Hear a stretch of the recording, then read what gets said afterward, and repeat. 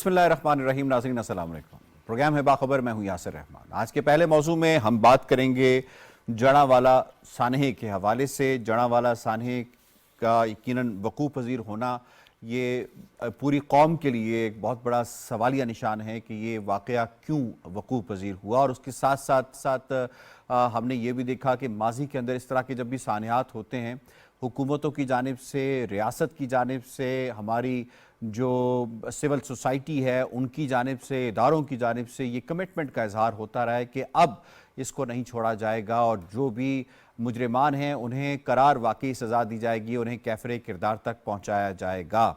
लेकिन हमने ये देखा कि जैसे जैसे वक्त गुजरता है, हमारी मीडिया की मेमोरी जो है वो भी शॉर्ट टर्म पे रहती है, हमारी सिविल सोसाइटी की भी, और इसी तरीके से जो हुकूमत की मशीनरी है जिसमें ख़ासकर हमारी पुलिस है और फिर हमारी जो डिस्ट्रिक्ट मैनेजमेंट है उसकी मेमोरी भी उस हवाले से उस तरह काम नहीं करती जिस तरह की कमिटमेंट्स का इजहार किया जाता है उन सानहात के वकूफ़ पज़ीर होने के ऊपर। निगरान वज़ीर आज़म ने कुछ दिन पहले विज़िट भी किया उस इलाके का, वहाँ पे उनकी मुलाकातें भी हुई। उन्होंने यकीन जो है वो चेक्स भी तकसीम किए और साथ इस बात का इजहार किया गया कि ये कॉम्पनसेशन नहीं हो सकती उस सानहे की। और फिर उन्होंने इस बात का इरादा भी किया कि एक बैनुल मज़ाहिब हमांगी के ऊपर जो है वो कौमी कॉन्फ्रेंस बुलाई जाएगी और इस बात पर इत्तफ़ाक़ किया जाएगा कि जो मज़ाहिब के दरमियान हमांगी है उसको फ़रोग़ पाने के लिए जो इक़दामात हैं उनको अमली शक्ल दी जाए। इस हवाले से उन्होंने जो है वो इस बात का इजहार भी किया है और यकीनन ये एक अच्छा स्टेप है और इस स्टेप को होते रहना चाहिए। लेकिन यहाँ पे कुछ सवालात हैं। वो सवालात ये हैं कि जड़ावाला वाक़या जो है वो सानहा जो है वो हो चुका है। उस होने के बाद हमने ये देखना है कि क्या हमारी पुलिस, क्या उसकी उतनी तरबियत है कि इस तरह के सानहात को वो रोक पाए। क्या उन मुजरिमान को जिन्हें पकड़ा गया है हमारी अदालतें क्या करार वाकई सज़ा देंगी। क्या इसको हम टेस्ट केस के तौर पे ले सकते हैं। क्या उन्हें जो है वो इबरतनाक सज़ा दी जाएगी ताकि आइंदा कोई भी शख्स ऐसी कार्रवाई करने की जुर्रत ना करे। अभी कुछ इतलात मौसूल हो रही थी रावलपिंडी के हवाले से भी, वहाँ पे कुछ अफवाहें गर्दिश कर रही थी, लेकिन पुलिस ने इस हवाले से बयान दिया है कि रावलपिंडी में इस तरह का कोई भी सानहा या वाक़या या कुछ ऐसे लोग जो शरपसंदी फैलाना चाहते हैं उन्होंने सिर्फ खबरों की हद तक, अफवाहों की हद तक इसे फैलाया है, अमली किसी ने कोई इकदाम नहीं किया है। ज़रा अपने पैनलिस्ट से ये जानने की कोशिश करेंगे कि जो जड़ावाला सानहा है उसके असरात ख़ासतौर पर इस कम्युनिटी के ऊपर नफसियाती तौर पे क्या होंगे और इसको हम कैसे रोक सकते हैं, इसको हम कैसे अपनी यादाश्त का हिस्सा रख सकते हैं और ख़ास तौर पे जो अदालतें हैं, हमारे इदारे हैं, उन पर किस कदर जिम्मेदारी जो है वो बढ़ गई है इस सानहे के बाद। सबसे पहले तारुफ करवा देते हैं अपने पैनलिस्ट का। आज हमें इस्लामाबाद स्टूडियोज़ में ज्वाइन कर रहे हैं डॉक्टर फारूक आदिल साहब, डॉक्टर ताहिर नईम मलिक साहब, हमारा साथ दे रही हैं स्काइप के ज़रिए शनीला अमार साहिबा, और हमें लाहौर स्टूडियो से ज्वाइन कर रहे हैं सज्जाद अनवर साहब और आगा इकरार हारून साहब। आप तमाम पैनलिस्ट को हम खुश आमदीद कहते हैं। पहला सवाल शनीला साहिबा आपसे होगा, जड़ावाला सानहा का असर और क्या हम उसे भूल जाएंगे या वाकई कोई सबक भी इससे सीखेंगे।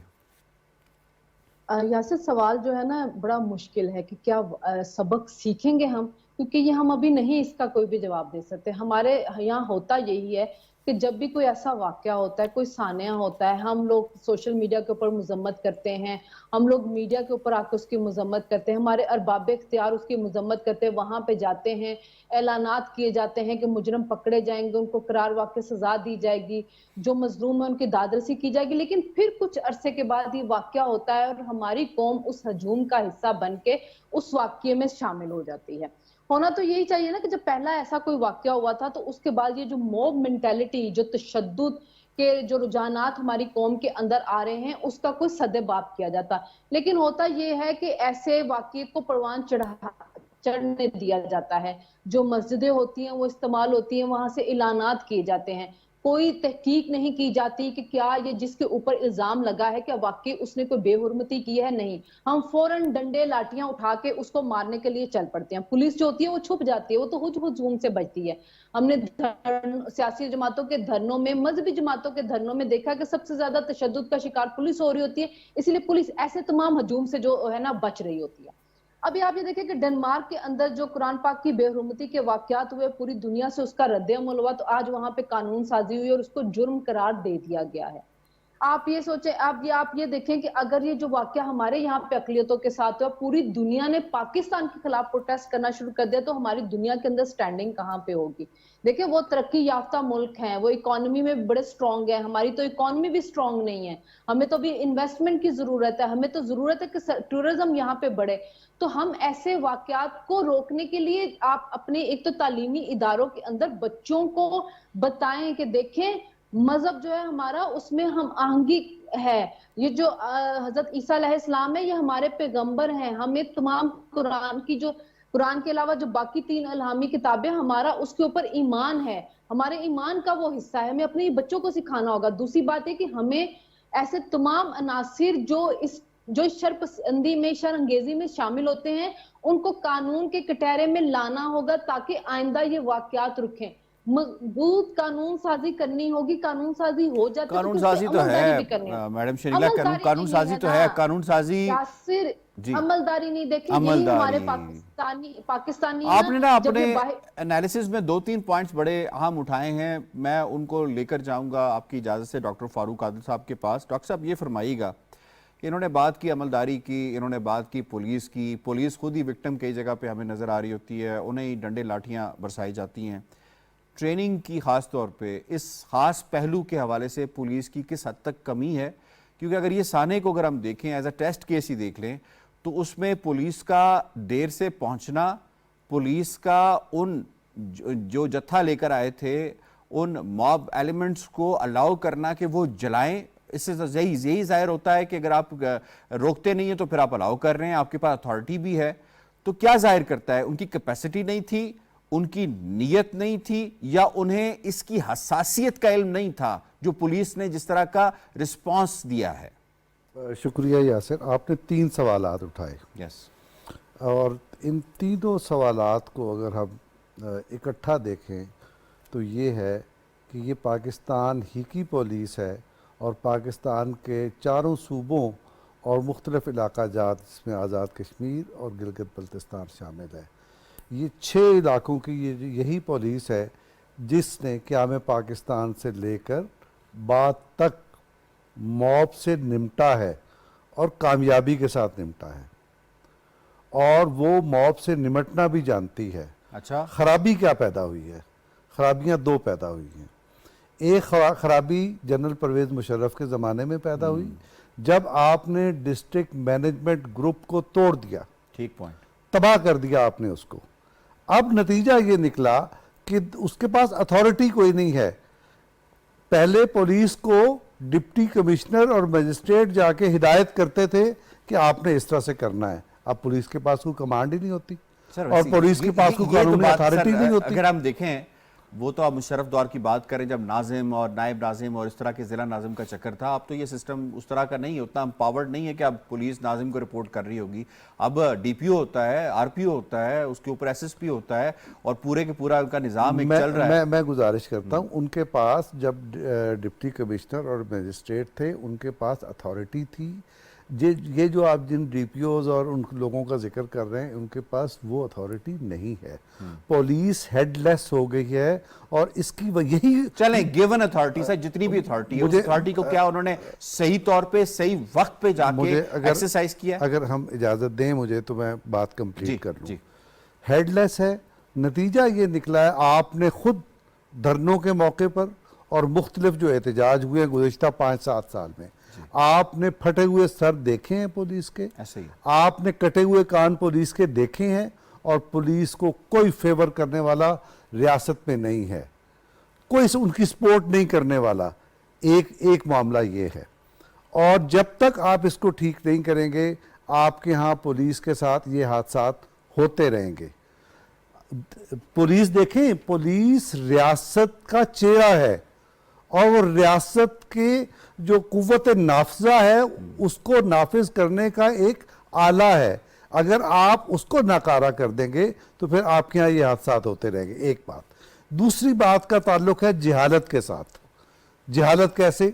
मैंने पढ़ा सोशल मीडिया पर भी, और बाज बड़े लिखने वालों को भी पढ़ा, मैं नाम नहीं लेना चाहता उनका, कि उनका कहना ये है कि ये मामला गैरत ईमानी का है। अच्छा, इस चीज का कोई ताल्लुक रियासत से नहीं है, रियासत के कानून से नहीं है, इसका कोई ताल्लुक अदालत से नहीं है, ये गैरत ईमानी का मामला है। ये गैरत ईमानी जिसका ये जिक्र करते हैं, ये इसका सोर्स क्या है? क्या कुरान हकीम है? क्या हजूर सल्लल्लाहु अलैहि वसल्लम की हदीस है, उनकी सुन्नत है, या हमारे बुजुर्गों की तालीम है? ये तीनों सोर्सेज जो हैं ये हमारे नहीं हैं। और ये गैरत ईमानी का चक्कर क्या है? मेरी बात हो रही थी दो बुजुर्गों से इस मौजू पर इस हादसे के बाद।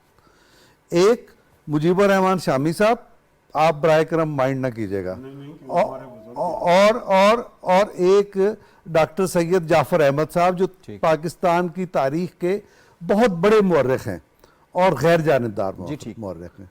इन दोनों बुजुर्गों का कहना यह है कि बात यह है कि आपका लाखों मसाजिद हैं और सर आंखों पर ये हमारे इबादत के मराकज़ हैं। हम मस्जिद को काबा की बेटी कहते हैं, लेकिन हमें ये नहीं मालूम कि काबा की बेटी में कौन बैठा हुआ है, उसकी तालीम क्या है, उसके मकासद क्या हैं, वो किसके लिए क्या काम कर रहा है।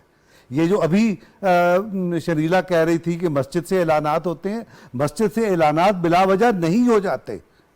मस्जिद कुरान और सुन्नत ने तो ये ऐलान करने को कहा नहीं है। कुरान और सुन्नत ने तो ये कहा है, जो एक मुआहदा है कि आप हमारी रैयत हैं या आप हमारे शहरी हैं और आपके मुहाफिज हम हैं, आपकी इबादत के हम मुहाफिज हैं, इबादतगाह के हम मुहाफिज हैं, आपके शहरी हकूक के हम मुहाफिज हैं। तो ये गैरत ईमानी लाने वाले कौन हैं? तो इस पर गिरफ्त करने की जरूरत है। ये गिरफ्त सिर्फ एक सूरत में हो सकती है। आप कह रहे हैं कि जो मसाजिद के अंदर इमामों की तैनाती है उसको रेगुलराइज करने का एक तरीका होना और हमें चाहिए। पता होना चाहिए कि किस जगह कौन है। ठीक ठीक, ये जब तक नहीं होगा हमारे यहाँ हादसा होते रहेंगे। जी ठीक हो गया, आपका पॉइंट आ गया। आपने पुलिस की जो इनकैपेसिटी है और उसके पीछे जो रीजंस हैं उसके हवाले से बताया। मैं डॉक्टर साहब आपको इन्वॉल्व करूंगा। आप अक्सर आम पाकिस्तानी के हवाले से बात करते हैं। हम माशरती रवैयों को देखें तो यकीनन किसी लैतुलाल के बग़ैर मैं अगर बात करूं इस हवाले से कि हमारा माशरा, हमारी जो अक़लियतें हैं उनको किस हद तक एक्सेप्ट करता है, उनके रवैये किस हद तक, और ख़ास तौर पे रियासत उसके अंदर किस कदर जो है एक फैसिलिटेटर का किरदार अदा करती है या रियासत इनडिफरेंट रहती है इस हवाले से। और तीसरी जो चीज़ मैं आपसे पूछना चाहूँगा वो ये कि जिस इन्होंने बात की कि ये मज़हब के नाम के ऊपर गैरत के हवाले से, तो क्या हमारे उन उलमा को ये पता नहीं था कि आप सल्लल्लाहु अलैहि वसल्लम ने ईसाइयों के नाम जो ख़त लिखा था उसमें उन्होंने क़यामत तक की क्या उन्हें गारंटी दी थी? मैं सब आपका बड़ा इंसाइटफुल क्वेश्चन है और डॉक्टर फ़ारूक आदिल साहब ने बड़े अहम निकात उठाए हैं। और इसने इन्होंने पिछले हफ्ते भी जो लाउड स्पीकर का गैर ज़रूरी इस्तेमाल है उस पर रोशनी डाली थी। तो स्टैंडर्डाइजेशन में मिस्र में, ईरान में, सऊदी अरेबिया में, टर्की में, एक यूएई में जो मौज़न और इमाम होते हैं उनकी एक स्टैंडर्डाइजेशन है और सर्टिफिकेट वो वहाँ डिस्प्ले होता है मस्जिद में। तो HEC टाइप इदारा उनका एक टेस्ट लेता है जिसमें वो उनका कि मजहबी इल्म में महारत और कोई ऐसा जो निसाब है कि जिसके अंदर बैनुल मसाले का मांगी है, जिसमें के अंदर फ़िरका वारियत नहीं है। अब वक्त आ गया कि हमारी स्टेट भी इस चीज़ को नाफिज करे, नहीं तो ये जो अजहान है, जो लोग आगे हैं, सादा लोग मुसलमान हैं, वो ये समझेंगे कि ये हुक्म रब्बी है। और ये जो गैरत ईमानी का बता रहे हैं ये बिल्कुल दुरुस्त इन्होंने तशख़ीस की है। इसके अंदर मैं एक इजाफ़ा करूँगा कि इस गैरत ईमानी की कैंपेन में रियासत खुद, सियासी मुफादात और दूसरा ये कि हमारा मीडिया भी इसमें शरीक होता रहा कि गैरत ईमानी को उभारने के लिए मज़मूम सियासी मकासद के लिए। डॉक्टर साहब का तो PhD का थीसिस भी इस पे है। तो ये जब आप यूज़ करते हैं रिलीजन को तो वो किसी एक मौके पे तो यूज़ हो जाती, लेकिन लोगों की जो सोशल कंडीशनिंग है वो वही रहती। अब आते हैं पुलिस की, इन्होंने बात की, यकीनन पुलिस के ऊपर बड़ा प्रेशर है। पिछले 3 महीने में रिपोर्ट के मुताबिक पंजाब पुलिस के 37% क्राइम में राइज देखा गया। इसको छोड़ दें कि जड़ा वाला, अब वो खामोश तमाशाई हैं, उनकी आंखों के सामने लॉ वायलेट हो रहा है तो वो उससे बेहतर है कि उन्हें चूड़ियाँ पहन लेनी चाहिए थी या घर चला जाना चाहिए था।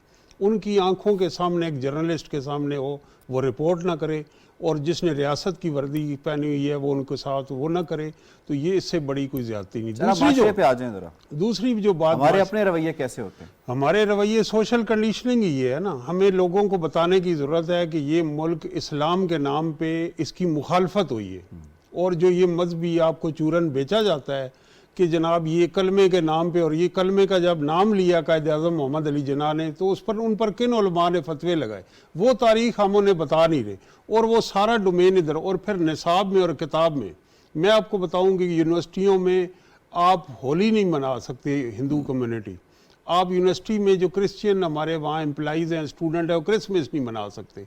तो क्यों वहाँ पे यरगमाल है हमारे तालीमी इदारे, माशरती रवैये से ये रवैये, और स्टेट उनके साथ फिर खड़ी नहीं होती।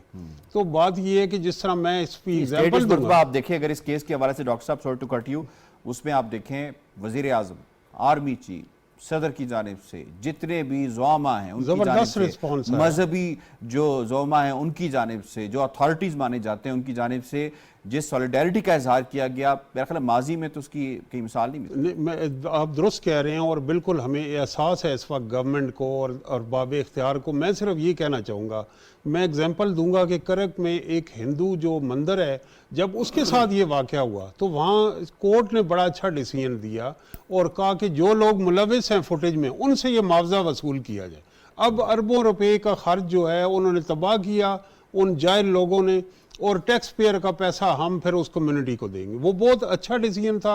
और फिर इसी तरह 2013 में जो चर्च पे पेशावर में हमला हुआ था, तो उस वक्त के जो चीफ जस्टिस थे, जस्टिस तसद्दुक़ हुसैन जिलानी, उन्होंने बड़े डिटेल्ड एक जजमेंट दी थी और कहा था कि ये स्टेप रियासत को लेने होंगे।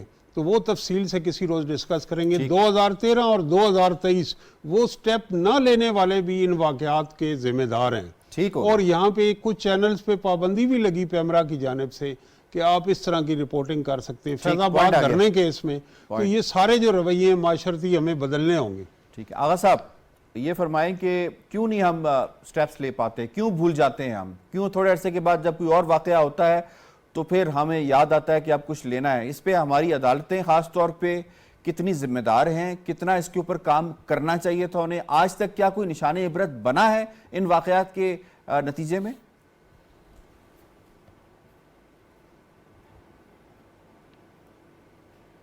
बहुत शुक्रिया, बहुत माशाल्लाह डिटेल बात की है डॉक्टर साहब ने, फारूक साहब ने भी और मलक साहब ने भी। मैं फारूक आदिल साहब की एक बात को सपोर्ट करके आगे लेके जाना चाहूँगा। आपको याद होगा कि उसमें मियाँ चन्नू में एक वाक़या हुआ था, एक आदमी को लिंच करने का। पुलिस उसको बचा के थाने में ले आई थी, लेकिन लोगों ने थाने पे हमला करके उसको थाने के अंदर से निकाल के लिंच कर दिया था। ये ज़्यादा पुराना वाक़या नहीं है। ठीक है, पुलिस क्या करे? लाहौर में जो राइट्स हुए थे एक रिलीजियस पार्टी के साथ और पूरे पंजाब में, उसमें 6 पुलिस वाले शहीद हुए थे। उसके बाद उस ज़माने की हुकूमत ने उन्हीं लोगों के साथ मिलकर एक मुआहदा कर लिया तो रोकना और किसने तमाम सर? लोगों को फिर छोड़ पुलिस दिया ने नहीं गया। रोकना तो किसने वो रोकना है? 6 पुलिस वाले जो अपना खून है वो किसके हाथ पे तलाश करें? रियासत पाकिस्तान के हाथ में। मैं यही कह रहा हूं, उन्होंने शहादतें दी पुलिस वालों ने। उसके बाद उस जमाने की हुकूमत ने जिन लोगों ने पुलिस वालों को मारा था उनके साथ एक कॉन्ट्रैक्ट करके उन अब मुजरिमों को या मुलजिमों को छुड़वा दिया। उनका खून कौन, जो 6 पुलिस वाले, उनका खून किसके हाथ में? सर हम उनको ट्रिब्यूट पेश करते हैं, लेकिन जो जड़ावाला में पुलिस का रवैया था, क्या आप उसको जस्टिफाइड कहते हैं? पुलिस उसमें, मैं आ रहा हूं उधर जी, मैं आ रहा हूं उधर। आप बात कहें, जहां भी मजहब का मामला आ जाता है ना, वो लिंची भी मियां चुन वाली मजहब के मामले पे भी थी, जहां मजहब का मामला आ जाता है हमारी पुलिस डर के पीछे हो जाती है। तो फिर तरबियत का मसला है, कैपेसिटी का वजह मसला यह है, उसे एक खौफ है। उसे अभी तक यह नहीं बताया गया है, कैपेसिटी का मसला नहीं है, तरबियत का मसला भी है। और उसके अलावा सबसे बड़ी बात यह है, आपने बड़ी अजीब, बहुत अच्छी अभी बातें की कि जनाब ये उस वाक़े में तमाम प्राइम मिनिस्टर भी शामिल हैं, chief of the army staff ने भी रिएक्शन शो किया है। ये रिएक्शन हमारे पहले भी आते रहे हैं, शांति नगर के बाद भी आए थे, यूहन्ना के बाद भी आए थे, और उस सियालकोट की लिंचिंग के बाद भी आए थे। फायदा क्या हुआ?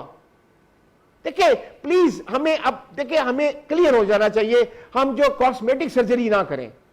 ये इशू इतना सेंसिटिव है, कोई इस पे हाथ नहीं डालता, ना अदालत हाथ डालती है ना पुलिस हाथ डालती है, दोनों पीछे हट जाते हैं। क्या करें सर, थोड़ा छोड़ दें फिर, क्या करें, कुछ तो रोकना होगा। आप बताएं, आपके तजवीज़ के मुताबिक रोका कैसे जा सामने सकता सब है? कुछ हो रहा होता है।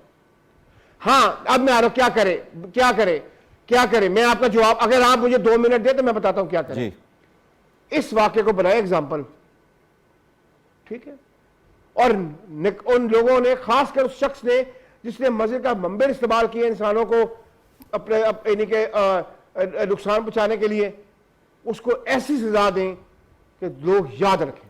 लेकिन मुझे डर है कि नहीं होगी। ठीक है, चलें, 2 मिनट से पहले ही आपने कजिया निपटा दिया। सजाद साहब, इस पे आपको मैं इन्वॉल्व करूंगा, ये फरमाइएगा, अगर आप बात करें हमारे मीडिया के हवाले से, किरण, हमने देखा हर एक हेडलाइन में, बुलेटिन में, प्रोग्राम में, इंट्रोस के अंदर, सवालों के अंदर हमें जड़ावाला सान्या नजर आ रहा था। इस वक्त प्रोग्राम बाखबर ही इस पे बात कर रहा है। अगर आप बाकी चैनल्स भी देखेंगे तो आपको जड़ावाला सान्या के हवाले से बात होती नजर नहीं आएगी। ये हमारे मीडिया का रवैया है या हमारे माशरे का रवैया है? कुछ दिन देखना चाहते हैं, उसके बाद कहते हैं नहीं यार चेंज करो आप इसको, इस सिलसिले को। मीडिया की कितनी जिम्मेदारी है? आज भी इंफॉर्मेशन मिनिस्टर साहब जो हैं, निगरा जो वज़ीर इत्तलात हैं मुर्तज़ा सोलंकी साहब, उनसे मुलाकात हुई, उन्होंने भी जड़ावाला सान्या के हवाले से इसका जिक्र किया। कितना इंपॉर्टेंट है इस चीज़ को मीडिया को उठाए रखना, इसे जिंदा रखना और इसके हल की तरफ बार बार जो पिलर्स ऑफ स्टेट हैं उनको इस बात पे स्ट्रेस करना कि इसका हल निकाला जाए।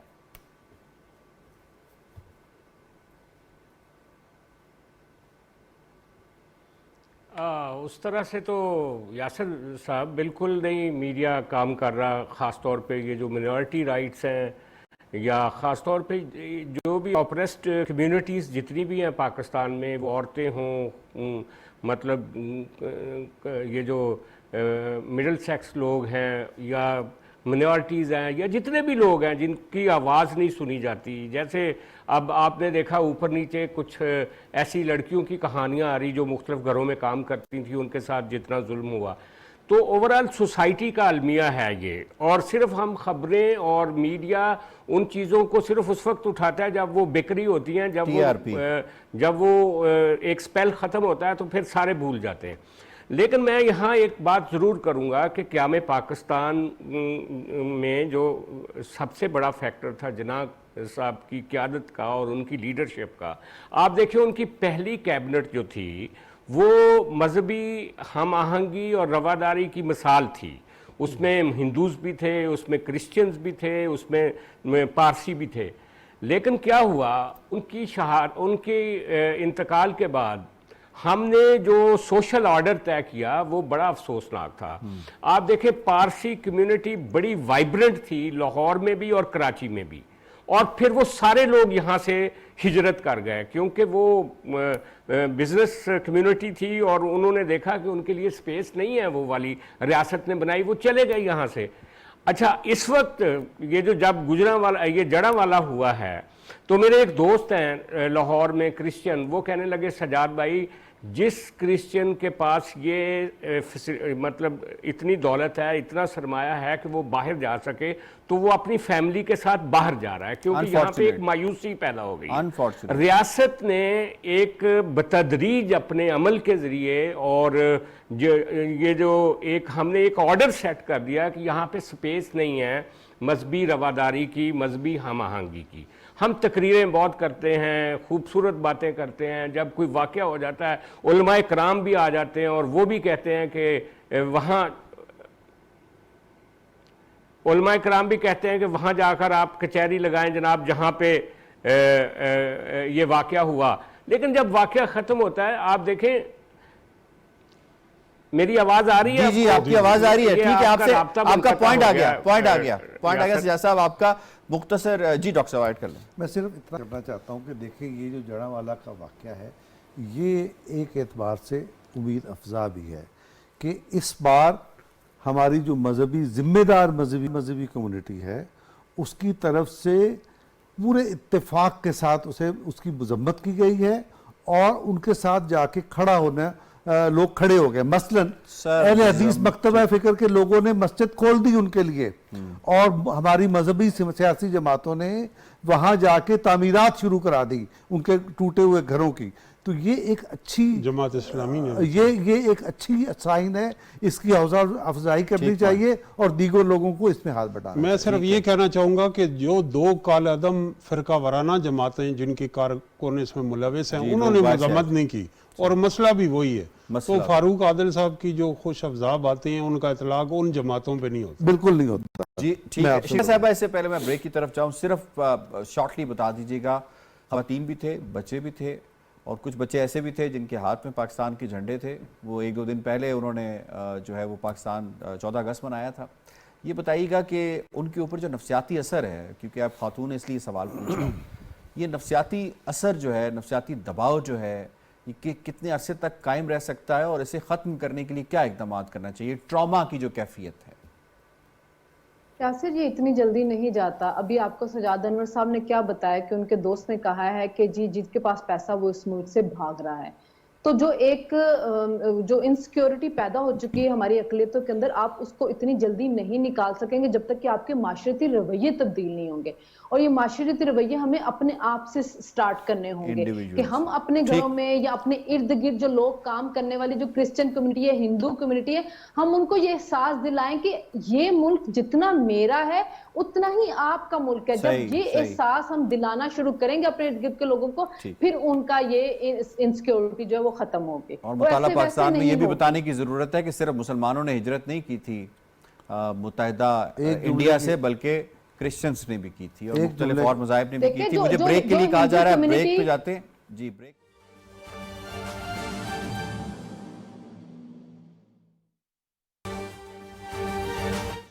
की भी हम इस वक्त साजी कर रहे हैं, तैयारी कर रहे हैं, उसमें भी ये सोच प्रेडोमिनेंट रहेगी। अब जी मुझे पता है कि आप सबके जहनों में सवाल भी यही है कि इलेक्शन की बात है। ये भी जाहिर है एक बहुत बड़ा हमारे लिए आईनी और सियासी मुल्क में बहरानी कैफियत होती है अगर ये इलेक्शन 90 दिन से आगे जाता है, क्योंकि आइन बहुत वाज़ेह है, इसमें कोई दो राय नहीं है। हमारे वकील हैं, हमारे बड़े कॉन्स्टिट्यूशनल एक्सपर्ट्स हैं, हमारे जनरल सेक्रेटरी भी एक वकील हैं, नहीर हुसैन बुखारी साथ बैठे हैं, और उसमें फिर सेंसस के हवाले से भी बात हुई और पीपल्स पार्टी का मौकिफ, कोई इसमें अभाम नहीं है जी। तो पहले तो मैं कहना चाहती हूँ कि देखिए, फैसला हमने इस वक्त यही और पहले दिन से यही किया हुआ है, कोई इसमें चेंज नहीं आया है, कोई तब्दीली नहीं आई है कि 90 दिन के वक्त में जो टाइम मुक़द्दस है आइन के मुताबिक उसमें इलेक्शन होना चाहिए। बेवजह मुल्क को सियासी बुरहान और आइनी बुरहान की तरफ नहीं जाएं। और इस ज़िम्मे में हमारी पेशकश होगी इलेक्शन कमीशन से, उन्होंने डेट भी दी है बुखारी साहब को 29 की, और हमारा इसमें वफद भी बनेगा और लॉयर्स का और सियासी रहनुमाओं का जो उनसे बातचीत करेंगे, जिसके बाद हमारी एक और सीएसी मीटिंग होगी जी, और उसमें हमारा फिर उनके जवाब पर मुतय्यन जो भी लाएअमल बनेगा। तो लाहौर में सीएसी होगी, वो तो देख लेंगे, वो बात की बात है। अब देखिए इसमें नाज़रीन, पाकिस्तान पीपल्स पार्टी के रहनुमाओं की न्यूज़ कॉन्फ्रेंस, पीपल्स पार्टी की सेंट्रल कमेटी का इजलास हुआ। पीटीवी न्यूज़ से फिल वक्त इतना ही।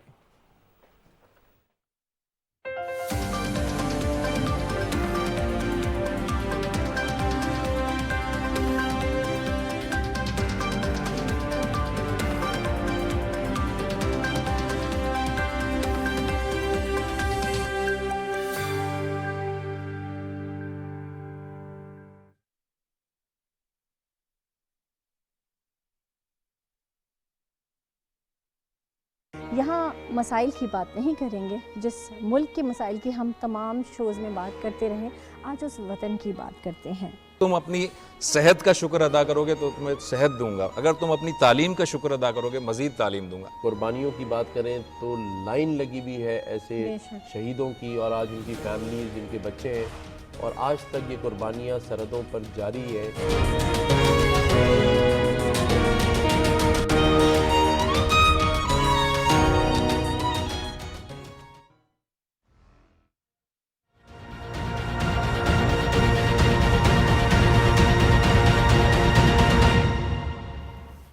वेलकम बैक जी। हम बात करेंगे दूसरे मौजू में। Chief election commissioner Sikandar Sultan Raja ने इंतखाबात की तारीख पर सदर मुमलिकत के ख़त का जवाब ही दे दिया है।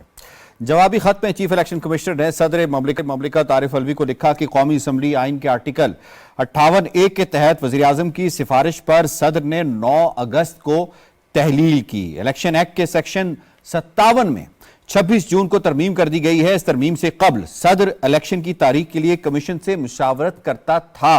अब सेक्शन 57 में तरमीम के बाद इलेक्शन कमीशन को तारीख या तारीखें देने का इख्तियार है।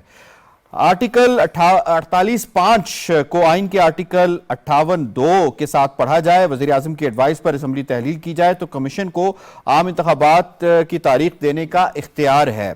चीफ इलेक्शन कमिश्नर ने खत में आइन के आर्टिकल 48(5) का जिक्र किया कि ये गैर रुकावट शुदा है। अगर सदर आइन के आर्टिकल 58(2), 48(5) के तहत इख्तियारात इस्तेमाल करते तो असम्बली तहलील करते वक्त तो वो इलेक्शन की तारीख दे सकते थे।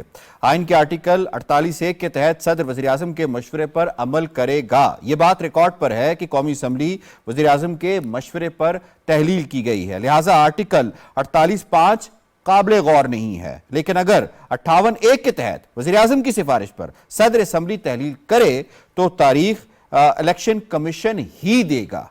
फिर उन्होंने आगे खत के अंदर मजीद देखो लिखा, उसके मुदज्जात के मुताबिक उन्होंने लिखा कि आपकी खत में दी गई शराइत मौजूदा सूरत हाल पर लागू नहीं होती। मुल्क में हल्का बंदियां जारी है। इलेक्शन एक्ट के सेक्शन 17(2) के तहत हल्का बंदियां कराने का फैसला इलेक्शन कमीशन ने उम्मीदवारों